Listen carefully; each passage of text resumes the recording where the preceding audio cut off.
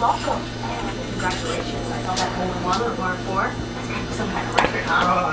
Hey, I got a hot Prepping. I took my skate off and tried to stab somebody. I mean, I ever did that. I had some money. Okay, today I am making a chocolate zucchini bread since we have an abundance of zucchini in our garden. We're going to start with a half cup of brown sugar. I'm using a third cup of agave. The recipe calls for 1/3 cup honey. You can pretty much use whichever you want. I like the agave. So we're using that, and a half cup of a vegetable oil. We're using canola oil. You can use sunflower oil, safflower oil. You just don't want to use olive oil because it's too strong.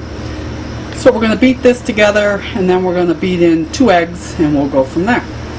We've beaten in the 2 eggs, and I've added a teaspoon of vanilla, a teaspoon of salt. I'm going to add a half teaspoon of baking soda and 1 teaspoon of baking powder, and then we're going to add in a 1/3 cup of unsweetened cocoa, and we'll mix that all together. Okay, so now we're going to mix in 1 2/3 cup of flour. You want to mix that just until combined, and then we're going to add 2 cups of shredded zucchini. You can leave the peels on, more nutrition. We'll add that. We'll add 1 cup of nuts, which you can add if you like or not, and a cup of chocolate chips. The oven is preheated to 350. I've got a greased 9x5 loaf pan, and then we'll be ready to go. I'll show you in a minute.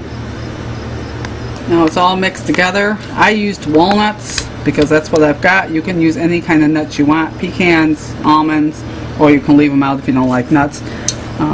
This is a recipe off the King Arthur Flour website, and they call for adding a half teaspoon of espresso powder. I don't have it, I don't use it, so you can add it if you want. And we're going to spread it into the 9x5 greased loaf pan, and then it's going to bake at 350. It's going to take around an hour, a little more, a little less. I start checking about 55. Use a toothpick. If it's gooey in the middle, it needs a little longer. And we'll show you when comes out of the oven.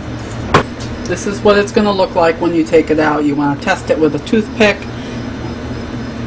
And you should have just a few crumbs, but it shouldn't come out with a lot of wet batter on it. You just want to be careful when you're testing it that you're not sticking a chocolate chip, because it'll look like it's not done. You don't want to overbake this. Let it set in the pan for about 10 minutes. Then you're going to take it out of the pan, let it cool on a rack until it's completely cooled off.